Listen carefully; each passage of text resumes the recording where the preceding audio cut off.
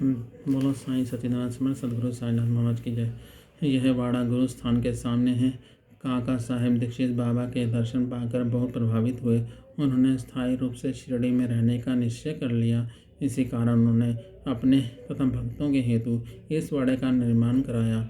इस भवन का निर्माण 10/12/1910 को किया गया। इस वाड़े में प्रथम मंजिल पर एक छोटा कमरा दीक्षित ने अपने लिए रखा था, जहाँ वह एकांत में ध्यान करते थे। बाबा ने काका से कहा था, तुम वाड़े में अपने ऊपर वाले कमरे में ही रहा करो, इधर उधर जाने की कोई ज़रूरत नहीं है। तुम्हें द्वारका माई में भी आने की ज़रूरत नहीं है।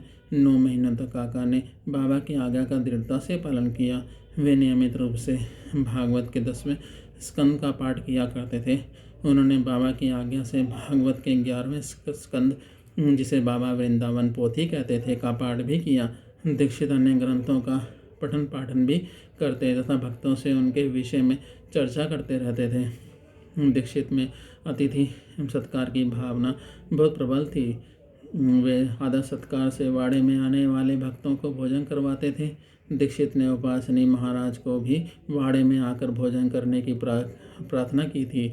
बाबा ने दाभोलकर को कहा था, दीक्षित अच्छे व्यक्ति हैं, इनके साथ रहा करो। इसलिए दाभोलकर जब भी शिरडी जाते तो वे दीक्षित वाड़ा में ही ठहरते। एक बार वे कुछ अन्य भक्तों के साथ संध्या समय काका साहब वाड़े के ऊपरी खंड में बैठे हुए थे। तभी एक सांप खिड़की की चौखट के एक छिद्र से भीतर घुस आया और कुंडली मारकर बैठ गया। बहुत से लोग छड़ी और डंडा लेकर उसे मारने के लिए दौड़े। लोगों का शोर सुनकर वह शीघ्र ही एक छिद्र में घुसकर अदृश्य हो गया। तब बाबा से पूछने पर वे बोले, सब जीवों में और समस्त प्राणियों में ईश्वर का निवास है, चाहे वे सर्प हो या बिच्छू। वे ही इस विश्व के नियंत्रण करता है और सब प्राणी सांप बिच्छू इत्यादि उनकी आज्ञा का ही पालन किया करते हैं। वाड़ा में ही दीक्षित के पास श्यामराव जयकर द्वारा बनाया बाबा का एक चित्र व पादुकाएं थी, जिनकी विधि विधान से पूजा अर्चना की जाती थी। इसलिए यह वाड़ा बहुत ही पावन है। श्यामा भी इस वाड़े में रहते थे। वह इसकी पूर्ण रूप से देखभाल करते थे। संस्थान की स्थापना होने के बाद श्यामा अपने घर में जाकर रहने लगे। वह दीक्षित वाड़े को प्रसादालय के रूप में बदल